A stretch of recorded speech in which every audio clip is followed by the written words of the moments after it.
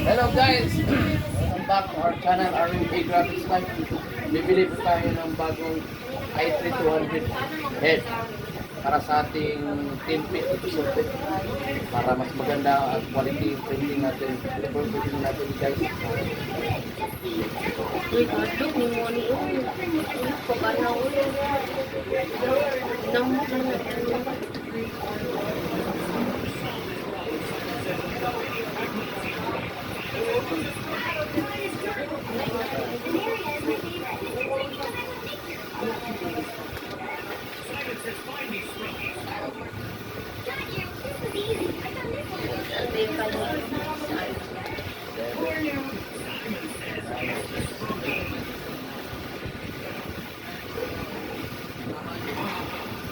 Okay, 65k po para magiging sulit at quality yung printing natin.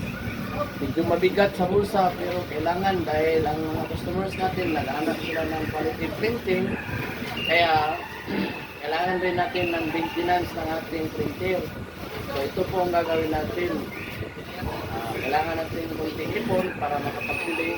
So ngayon makapagbili na tayo. Maya guys, darating babalik ako, mag-unboxing tayo.